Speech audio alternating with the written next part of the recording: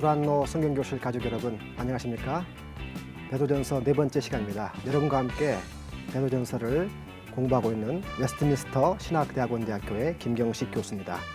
오늘은 낯선 세상에서 성도로 살아가기, 낯선 세상에서 성도로 살아가기라는 제목으로 베드로전서 2장 11절부터 25절까지 말씀을 한번 같이 공부해 보겠습니다. 적대적인 세상에서 기독교인으로 살아간다는 것이 무슨 말인가, 어떤 준비를 해야 되는가, 오늘 말씀을 통해서 한번 점검을 해보겠습니다. 2장 11절부터 25절까지 말씀을 보는데 그 앞에 첫 번째로 11절부터 12절까지 말씀을 먼저 보겠습니다.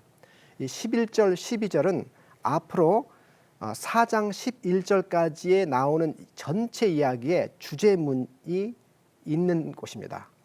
이 11절, 12절의 주제문은 이렇게 되어 있습니다. 이방인 가운데서 선한 행실을 가지라, 이렇게 되어 있죠. 12절에 너희가 이방인 중에서 행실을 선하게 가져라고 되어 있는데, 이 구절이 4장 12절, 11절까지의 전체 내용을 요약하는 주제문이 됩니다. 1장 1절부터 2장 10절까지는 그리스도인이 누구인가에 대한 그 정체성을 다루는 내용이었습니다. 반면에 2장 11절부터 4장 11절까지는 적대적인 세상 속에서 성도들이 선한 행실을 가지고 살아가야 됨이라는 주제를 설명하게 됩니다. 11절에 사랑하는 자들아 이렇게 부른 다음에 이렇게 얘기합니다. 거류민과 나그네 같은 너희라는 말을 사용하죠. 거류민과 나그네. 이 말은 이미 1장 1절에서도 썼던 표현입니다. 흩어진 나그네라는 말과 아주 흡사한 이야기인데요. 베드로 사도는 새로운 이야기를 시작하면서 다시 한번 기독교인이 누구인가라는 정체성을 기억나게 합니다. 거류민과 나그네라는 말은 이 단어는 본향이 있는 사람이라는 뜻이 아니고 소속이 다른 사람이라는 뜻입니다. 예수 믿는 사람들은 예수님을 믿는 회심을 통해서 이 세상에 더 이상 소속되지 않은 사람, 하나님께 소속된 사람으로 바뀌게 된 겁니다. 그런 의미에서 거류민과 나그네라는 말을 사용합니다. 그리고 나서 이제 11절, 12절에 베드로 사도는 두 가지 고면을 줍니다. 육체의 정욕을 제어하라, 11절에 그러죠. 11절 끝에. 그 다음에 12절에 가서 보시면 행실을 선하게 가지라 라고 고면합니다. 먼저 11절에 있는 고면 말씀을 한번 살펴보겠습니다. 영혼을 거슬러 싸우는 육체의 정욕을 제어하라 라고 베드로가 고면합니다. 영혼을 거슬러 싸우는 육체의 정욕, 이 잘못 읽으면 이 본문을 영혼, 육체, 영육 이원론으로 읽을 수가 있습니다. 그러나 베드로전서는 1장 9절 같은 데 보면은 믿음의 결국 곧 영혼의 구원을 받음이라 라고 이야기하면서 우리 구원이 영혼의 구원이라고 이야기하는데 이 잘못 읽으면 이것을 우리 육체가 아니고 영혼만의 구원이라고 읽을 수가 있습니다. 그러나 우리 구원은 우리의 영혼과 육체를 다 포함한 전체적인 구원이죠. 따라서 이 영혼이란 말은 나 자신이라는 말과 같습니다. 구약에 보면은 시편에 내 영혼아 라고 하면서 자기 자신을 부르면서 내 영혼이라고 부릅니다. 바로 그 용법과 같은 것이죠. 육체의 정욕이라는 이야기는 성적인 욕망만을 포함하는 게 아니고 성령의 지배를 받지 않는 모든 상태의 죄악된 욕망을 가리키는 겁니다. 이 육체 욕망을, 육체의 정욕을 제어하라라고 얘기합니다. 제어한다는 말이 굉장히 흥미로운 단어입니다. 이 단어는 멀리하다, 피하다, 거리를 두다라는 뜻입니다. 이걸 잘 보여주는 대목이 있는데요. 이 단어가 이 제어하다라는 단어가 쓰인 본문이 있습니다. 마태복음 14장 24절 가서 보시면 예수님께서 물리로 걸어오시는 기적을 기록하는 문맥에서 배가 이미 육지에서 술이나 떠나서, 이 떠나서라는 단어는 따라서 멀리 떨어져 있다, 거리를 두고 있다라는 그런 의미가 됩니다. 배가 육지에서 거리를 두고 멀리 있는 상태를 가리킬 때 이 제어하다라는 단어를 사용했었습니다. 따라서 성도들에게 육체의 정욕과 거리를 두라, 멀리 떨어져 있어라, 피하라, 도망가라 이렇게 이야기하는 것이죠. 이 육체의 정욕은 베드로전서에서 계속 나오는 중요한 내용인데요. 과거 이방인들 사이에서 베드로전서를 봤던 믿는 이방인이 누리며 살았던 습성을 말하는 겁니다. 과거의 습성, 살 방식을 말하는 것이죠. 1장 14절 보시면 전에 알지 못하던 때에 따르던 너희 사역이라는 말이 나오는데 이 말과 육체 정욕이 같은 말입니다. 과거 예수 모를 때 살던 삶 방식을 육체 정욕이라고 부른 겁니다. 자, 12절로 가보겠습니다. 이제 긍정적인 고면을 하죠. 너희가 이방인 중에서 행실을 선하게 가져. 적대적인 사회에서 기독교인이 어떻게 살 것인가를 가르치는 아주 중요한 베드로전서의 윤리적 고면입니다. 이방인 가운데서 행실을 선하게 가지라. 이게 베드로 전체를 요약하는 윤리적 고면입니다. 12절에 이렇게 되죠. 너희가 이방인 중에서 행실을 선하게 가져 너희를 악행한다고 비방하는 자들로 하여금 너희의 선한 일을 보고, 이 본다는 말을 주목해 봐야 됩니다. 성도들이 하는, 믿는 사람들이 하는 이 선행은 다른 사람들이, 특히 믿지 않는 이방인들이 볼 수 있는 가시적인 행동이어야 됩니다. 단순히 동기가 순수하거나 마음이 깨끗하는 차원이 아니고 눈에 보이는 행동이어야 된다고 이야기하죠. 이 선한 일이라는 말은 굉장히 중요한 표현입니다. 이 선한 일은요, 기독교인이 생각할 때만 선한 일을 말하는 게 아닙니다. 당시 비기독교인들, 예수 믿지 않는 사람들이 누가 생각하더라도 선한 일이라고 여기는 행동을 말하는 겁니다. 물론 이 행동은 때로는 세상의 기준을 훨씬 뛰어넘는 선한 일도 포함합니다. 그러나 일반 은총론적 차원에서 볼 때 모든 사람이, 믿지 않는 사람이나 믿는 사람이 똑같이 볼 때 다 인정할 수 있는 선을 말하는 것이죠. 우리끼리만의 선을 말하는 것이 아니라 세상 누가 보더라도 감동받을 수 있는 선한 일, 마음이 따뜻해지는 선한 일을 말하는 겁니다. 불신자들이 이해 못하는 선한 일은 선한 일이라고 볼 수가 없습니다.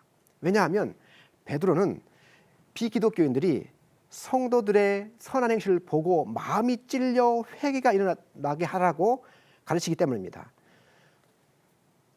따라서 이 선이라는 것은 당시에 믿지 않는 사람들이 볼 때에도 고개를 끄덕일 수 있는 선이었습니다. 그러나 베드로전서를 읽다 보면은 이 선이 세상의 기준을 훨씬 뛰어넘는 선이라는 것을 나중에 보게 됩니다. 12절 끝에 보면 이렇게 돼 있죠. 너희 선한 일을 보고 오시는 날에 하나님께 영광을 돌리게 하려 함이라. 성도들이 하는 선한 행실의 목적을 설명합니다. 성도들이 선한 행실을 하면은 나중에 믿지 않는 사람들이 오시는 날 하나님께 영광을 돌리게 된다고 얘기합니다. 이 오시는 날이라는 말은 최후의 심판의 날, 예수님의 재림, 세상 끝날을 가리키는 말입니다. 그때 12절에 이 성도들을 비방하던 불신자들이, 불신 이방인들이 회개하고 하나님께 돌아온다는 이야기를 하나님께 영광을 돌린다라고 표현하고 있는 겁니다. 이방인 자신들이 그리스도인을 향해서 욕하고 비방하고 했던 것들이 잘못되었음을 깨닫고 예수님을 믿는 사람들이 예배하는 그 하나님을 예배하고 믿게 되는 행동을 가리키는 이야기죠. 마태복음 5장 16절에도 비슷한 말이 나옵니다. 너희 빛을 모든 사람에게 비추게 하여 그들로 너희 착한 행실을 보고 하나님께 영광을 돌리게 하라. 자, 이제 13절부터 17절까지 한번 가보겠습니다. 이 본문은 정치 질서에 순종하라는 내용을 담고 있습니다. 11절, 13절부터 17절까지 왜 갑자기 정치 질서에 순종하라고 하는지를 이해할 필요가 있습니다. 앞뒤 글의 흐름을 보면요, 바로 앞쪽에서 11절, 12절에서 이방인 가운데서 선한 행실을 가지라고 이야기한 다음에 그 다음에 이 일반적인 진리를 구체적인 삶 현장에서 어떻게 표현해야 될 것인가를 설명한 내용이기 때문에 그렇습니다. 다시 말하면 정치 질서에 순종하고 복종한다는 이야기는 이방인 가운데서 선하게 살아가는 하나의 방법이라는 것을 가르쳐줍니다. 이 13절부터 17절까지의 내용이 요약된 곳이 13절입니다. 13절에 인간의 모든 제도를 주를 위하여 순종하되, 13절 인간의 모든 제도를 주를 위하여 순종하되 왕과 총독에게 순종하라고 고면합니다. 이 순종한다는 말은 권위를 인정한다, 질서를 인정한다는 뜻입니다. 베드로전서에 보면은 노예가 주인의 권위를 인정해 줘야 되고 아내가 남편의 권위를 인정해 줘야 되고 성도들은 교회의 영적 리더인 장로들의 권위를 인정해 주라고 할 때 이 단어를 사용합니다. 믿는 이방인들이 왕과 총독에게 순종해야 할 동기가 나오는데 13절에 가서 보시면요, 주를 위하여라고 되어 있습니다. 인간의 모든 제도를 주를 위하여 순종하라라고 얘기합니다. 이 주를 위한다는 말은 본래는 주님 때문에라고 되어 있습니다. 원문에는. 그래서 베드로전서는 이미 여기서부터 예수님을 하나의 우리가 따라야 할 모범으로 제시합니다. 예수님께서 체포당하실 당시에 복음서에 보면 유대인 관리나 로마 관리들한테 욕하거나 대항하지 않으셨습니다. 오히려 칼을 칼집에 꽂으라고 그러셨죠. 이런 모습은 예수님께서 당시 위정자들에게 순종했던 모습임을 말하는 거죠. 베드로는 예수님을 본받아서 믿는 이방인들, 베드로전서를 받는 수신자들도 예수님을 본받아서 위정자들에게 순종하고 위정자들의 권위를 인정하라고 말씀하고 있는 겁니다. 그 순종의 대상이 왕과 총독입니다. 왕과 총독. 왕은 당시 로마 황제를 가리키죠. 그리고 총독은 왕이 보낸 사람입니다. 그래서 총독을 소개하면서 왕과 총독을 설명하면서 베드로 사도는 이들의 고난이 권세가 하나님께로부터 왔다고 말하지 않습니다.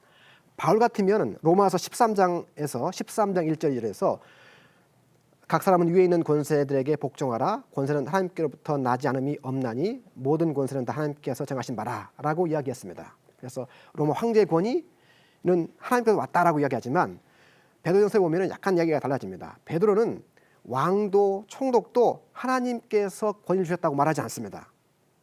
오히려 하나님께서 이들에게 순종하라고 하셨기 때문에 하나님의 권위의 기초에서 이들에게 순종하라고 이야기하는 거죠. 자, 또 하나 여기 이 13절에서 주목해 보아야 할 단어가 있습니다. 우리가 순종해야 할 대상을 가리키면서 인간의 모든 제도라는 말을 사용합니다. 인간의 모든 제도. 여기에 두 가지 단어가 있습니다. 하나가 인간이란 말이고 두 번째가 제도란 말입니다. 이 제도란 말은 창조 질서에 부합되는 제도라고 번역할 수가 있습니다. 이 제도란 말은 질서 또는 피조물, 창조된 것, 더 나아가서 하나님이 만드신 질서를 가리키는 단어입니다. 다시 말하면 인간이 만든 제도들이 창조 질서에 부합할 때 그때 그것에 이들에게 순종하라라는 의미가 이 밑에 숨어 있는 겁니다. 인간의 정치 제도가 하나님의 창조 질서를 거스를 때는 그들에게 복종하지 말라라는 의미가 들어있는 겁니다. 기독교가 만약 국가가 기독교를 박해하고 우상 숭배를 강요할 때 성도들은 왕과 총독의 또 위정자들에게 복종해야 할까요? 그렇지 않습니다. 하나님이 세우신 창조 질서를 위정자들이 무너뜨릴 때 교회는 그 권세에 복종할 필요가 없고 타협해서는 안 됩니다. 이것을 보여주는 게 대표적으로 요한계시록 이야기입니다. 16절부터 가보면 너희는 자유하지만 오직 하나님의 종과 같이 살아가라라고 얘기합니다. 그리스도인들은 로마 황제나 총독에 매이는 사람들이 아닙니다. 그런 뜻이죠. 그리스도인들은 하나님 외에 어느 누구에게도 매여있는 사람들이 아닙니다. 그러나 성도들은 하나님의 종처럼 하나님의 섬기는 사람처럼 살아가라고 그 자유를 사용하라고 이야기합니다. 자, 17절 이제 그리스도인들의 다양한 인간관계를 설명하는 내용이 나옵니다. 무사람을 공경하며 형제를 사랑하며 하나님을 두려워하며 왕을 존대하라. 이 구절도 이방인들 가운데서 선한 행실을 가지라는 12절의 말씀이 어떤 뜻인지를 설명하는 구절입니다. 여러 대상들을 놓고서 성도들이 이렇게 대하는 것이 이방인들 가운데서 착하게 살아가는 것이다. 선한 행실을 하는 것이다 라고 설명하는 내용이죠. 첫 번째로 무사람을 공경하라고 얘기합니다. 이 공경이란 말을 주목해 볼 필요가 있는데 이 공경이라는 이야기는 당시 베드로전서를 받던 수신자들이 살던 지중해 사회에서 중요한 사회적 덕목이었습니다. 명예, 아너라는 이 단어는 어떤 사람이 그 사회에서 가지고 있는 지위에 걸맞는 공경을 가리키는 말입니다. 그 사회에서 그 사람이 갖고 있는 지위에 걸맞는 존경을 해주라라는 뜻이죠. 그리스도인들은 사회의 일원으로 그 사회가 좋게 여기는 행동을 따라 살아라라고 이야기하는 겁니다. 두 번째로 형제 사랑을 이야기합니다. 형제 사랑은 교회 공동체를 염두에 둔 이야기입니다. 일반 사회에서는 그 사회가 요구하는 덕목이 있는데 그 덕목을 따라 살라고 이야기하죠. 그러나 이제 형제 사랑하라는 이야기는요, 교회 공동체 이야기를 합니다. 교회 공동체는 세상과 다른 차원 높은 이야기를 가지고 살아가라고 이야기합니다. 세 번째로 하나님을 두려워하라고 이야기하죠. 이 하나님을 두려워하다라는 이야기는 1장 17절에도 나와 있었습니다. 이 두려워하다는 이야기는 겁에 쌓인다, 공포의 감에 빠진다는 뜻이 아닙니다. 이것은요, 자식이 아버지에게 갖는 태도라고 말씀드렸습니다. 다시 말하면 존경심, 경외감을 말하는 것이었습니다. 베드로전서에서는 하나님만이 경외의 대상입니다. 네 번째로 왕을 존대하라고 얘기합니다. 왕을 존대하라. 이 존대하란 말은 우리말로는 존대하라고 번역했지만 본래 앞에 나왔던 무사람을 공경하며라는 말과 같은 단어입니다. 그러니까 왕을 공경하라라고 번역할 수가 있습니다. 베드로는 여기서 왕과 하나님을 서로 비교 대조합니다. 왕은 공경의 대상입니다. 그렇지만 경외의 대상은 오직 하나님만이라는 이야기를 합니다. 왕은 하나님과 달리 그들은 다른 사람과 마찬가지로 공경할 대상이다. 그러나 우리의 경외의 대상은 오직 하나님뿐이다 라는 이야기를 여기서 하고 있는 겁니다. 자, 이제 18절부터 25절까지로 가보겠습니다. 여기는 종들에게 주는, 사원들에게 주는 권면 이야기입니다. 18절부터 20절까지 종들 위한 고민이 나오고 그 다음에 21절부터 25절까지는 예수님의 모범이 나옵니다.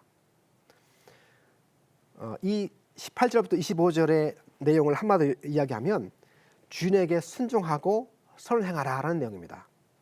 18절부터 20절에 종들에게 주는 고민이 나옵니다. 먼저 18절에 이렇게 부르죠. 사환들아. 이 사환이란 말은 집에서 일하는 노예를 가리키는 단어입니다. 이들에게 말하기를 두려움으로 주인들에게 순종하라고 얘기하죠. 이 두려움이란 말을 잘 이해할 필요가 있습니다. 이 두려움은 주인을 두려워한다는 뜻이 아닙니다. 주인이 때릴까 봐, 주인이 박해를 고난을 줄까 봐 두려워한다는 의미가 아닙니다. 왜냐하면 이 두려움은 바로 17절에서 하나님을 향해서 했기 때문에 그렇습니다. 하나님을 두려워하며, 따라서 하나님을 경외하는 마음으로 주인에게 순종하라는 말이 들어있는 겁니다. 이 사환들이 순종해야 할 주인 누군가? 본문에 보면 예수 안 믿는 주인 같습니다. 왜냐하면 18절에 이렇게 나오죠.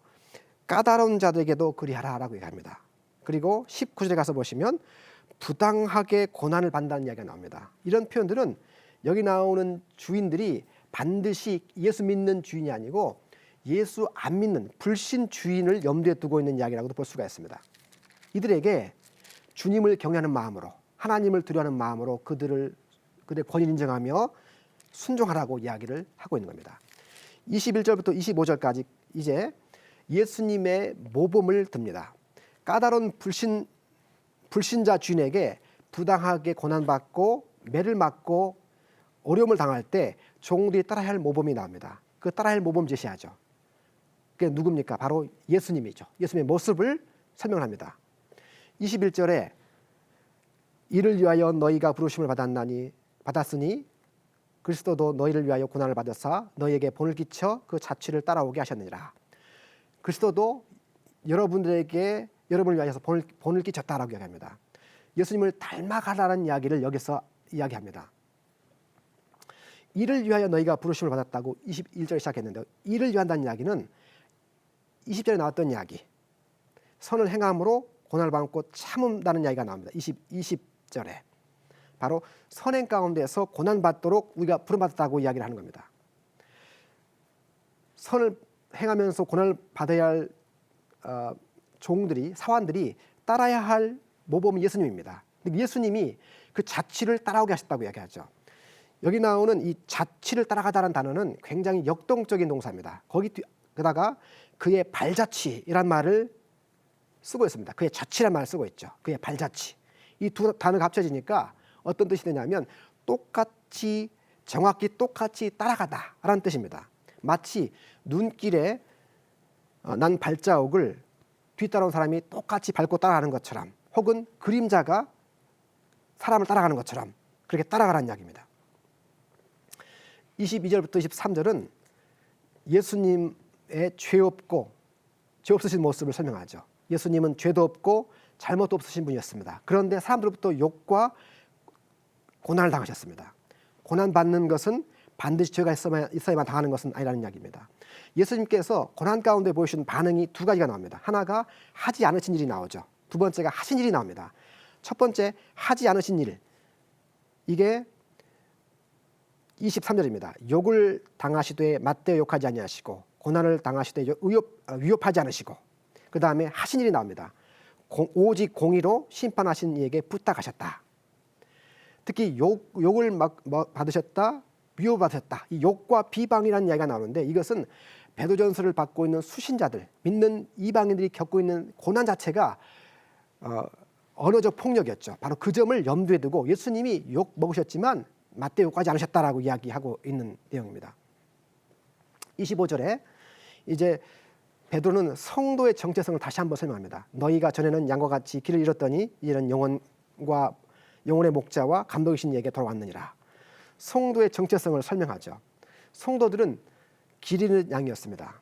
그러나 이제 우리는 우리를 돌봐주시고 양육하시고 보호하시는, 그리고 마지막에는 성도를 변호하실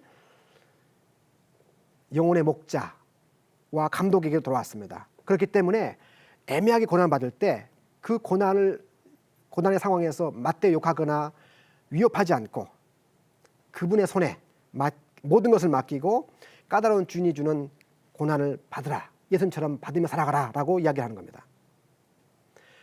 사람은 본능적으로 욕먹을 때 함께 욕을 하게 됩니다. 고난당하면 나한테 해를 끼친 사람에게 위협을 가합니다. 이게 사람의 본능입니다. 부당한 이유로 고난받는 사람들이 있습니다. 특별히 종에게 준, 사원에게 준 이 내용은 오늘로 따지면 직장 생활에 적용해 볼 수가 있을 겁니다. 부당한 이유로 제대로 임금을 받지 못하고 또 직장에서 기독교인이라는 이름으로 차별당하고 무시당할 때 베드로전서는 우리가 어떻게 행동해야 될지를 가르쳐줍니다. 욕한다고 같이 욕하지 말아라 이렇게 가르치죠. 위협한다고 같이 위협하지 말라고 가르칩니다. 대신에 하나님께 맡기라고 이야기합니다. 물론 야고보서 5장 1절부터 6절까지 보면 임금을 제대로 주지 않는, 임금을 체불하는 부자들에 대한 엄중한 심판을 언급합니다. 하나님은 제대로 월급 주지 않는 주인들을 엄중하게 심판할 거라고 이야기합니다. 그러나 베드로전서는 각도가 다릅니다. 고난받는 성도들의 차원에서 말씀을 가르치고 있기 때문에 그렇습니다. 부당하게 대우당할 때 같이 욕하지 마라, 같이 위협하지 마라, 하나님을 경외하는 마음으로 순종하라 라고 가르치고 있습니다. 오늘 저희가 살핀 내용을 보면 이방인 중에서 행실 선하게 가지라고 말씀을 했습니다. 이 말씀을 한번 적용을 해보겠습니다. 성도들은 생활로 복음을 증거하는 삶을 살아야 됩니다. 결혼하지 않은 어떤 미혼 여선교사님 이야기가 있습니다. 어떤 싱글 여선교사님이 선교지 오지 마을에 혼자 가서 선교를 오랫동안 하게 되었습니다. 근데 사역을 오랫동안 하면서 너무 피곤해서 아침마다 기운을 차리기 위해서 라임 오렌지 주스를 만들어 먹었습니다. 그런데 몇 년 동안 사역을 해도 아무도 예수를 믿지 않는 거였습니다. 근데 나중에 내막을 알게 됐는데요. 그 동네 여인들이 이 선교사님의 집 쓰레기통을 뒤졌는데 거기에 라임 오렌지 껍질이 나온 겁니다. 근데 그 나라에서는 이 라임 오렌지 껍질은 피임약으로 사용되는 거였습니다. 사람들이 이 선교사를 성적으로 문란한 사람으로 착각하고 오해를 했던 것이죠. 그것 때문에 여기 선교사가 전했던 복음까지 거부한 거였습니다. 이 선교사가 의도한 행동은 아니었지만 그 행동이 복음의 길을 막아버리는 일을 하게 된 겁니다. 우리 행동은 의식적이든 무의식적이든 간에 복음의 증거의 통로가 됩니다. 기독교인은 성경을 통해 하나님을 알아가지만 예수 안 믿는 세상은 성도들의 행동을 보고 하나님을 알아가게 됩니다. 다음 시간에는 5번째 시간으로 베드로전서를 3장을 살펴보겠습니다. 감사합니다.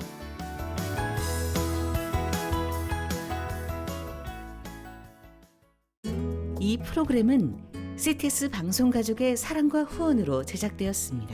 후원전화 02-6333-1003번, ARS 060-808-1004번으로 전화주세요.